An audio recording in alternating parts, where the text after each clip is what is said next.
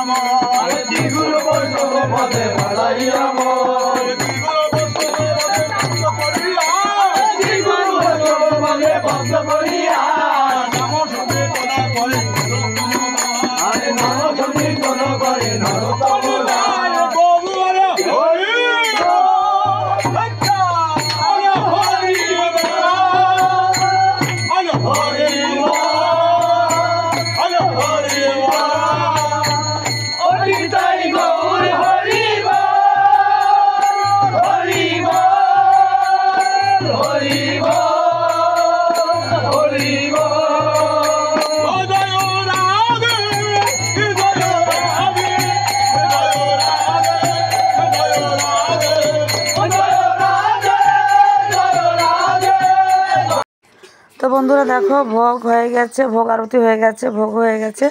তো এখানে ভোগ দর্শন করছি, দেখো কি সুন্দর। আর সবাই হচ্ছে প্রণামী দিয়ে চন্দ্রমিত্র নিচ্ছে, তো আমিও কিন্তু নিয়েছি। আর কি সুন্দর দেখো ভোগের ঘর একদম সাজিয়েছে, এই যে সব আটকা প্রসাদ দিয়েছে। তো যারা হচ্ছে জানো তারা তো জানো, দেখেছো, আর যারা না জানো তারা একটু দেখে নাও। অনেকে কিন্তু এই বিষয়টা জানে না, ভোগ আরতির গান, তারপর হচ্ছে ভোগ কী জিনিস অনেকে কিন্তু জানে না, বুঝে না। তো তারপর এখানে হচ্ছে খাবার দাবারের পালা, এই দেখো। তো এখানে হচ্ছে খাবার দিচ্ছে, অনেক মানুষ খেয়েছে বন্ধুরা, প্রায় 300-350 মানুষ খেয়েছে। তো সবাই সার বেঁধে খেতে বসেছে। তারপরে হচ্ছে আর ভোগের প্রসাদ তো চেয়ার টেবিলে খেতে হয় না, এটা হচ্ছে মাটিতে বসে খেতে হয়। তো এই যে দেখো সবাই খাচ্ছে, আর দুবারই মিলে খাবার দেওয়া হচ্ছে, কারণ অনেক মানুষ, অনেক ভক্তবৃন্দ হয়েছে এই জন্য।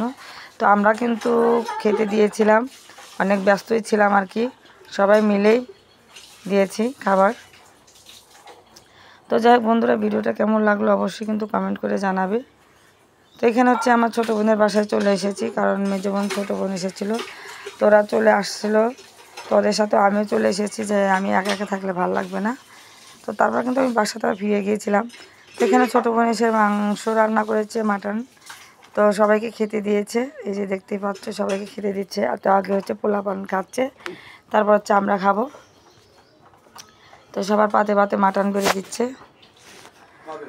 তো বন্ধুরা, আজকের এই ভিডিওটা কেমন লাগলো অবশ্যই কিন্তু কমেন্ট করে জানাবে। ভালো লাগলে লাইক কমেন্ট শেয়ার করে পাশে থেকো। আর যারা একদমই আমার চ্যানেলে নতুন তারা অবশ্যই সাবস্ক্রাইব করে পাশে থাকবে, আর লাইক দিয়ে ভিডিওটা অবশ্যই কন্টিনিউ করে নিবে। আর সামনে আরও চেষ্টা করবো সুন্দর সুন্দর ভিডিও উপহার দিতে, সবাই কিন্তু দেখবে বন্ধুরা ভিডিওটা। তো আজকে এই পর্যন্তই শেষ, দেখা হচ্ছে নেক্সট ভিডিওর সাথে। এ পর্যন্ত সবাই ভালো থাকবে, সুস্থ থাকবে। সবাইকে জানাচ্ছি শুভরাত্রি, টাটা, বাই। এখানে খাওয়া হচ্ছে, তো আমারও খুব খিদে পেয়েছে, খাবো, বসে আছি খাবারের অপেক্ষায়। আর আমার একদম দেখো ঠান্ডা লেগে গলাটা ভেঙে গেছে, স্বর ভেঙে গেছে, কথা বলছে একদম কেমন করে। Tata, by.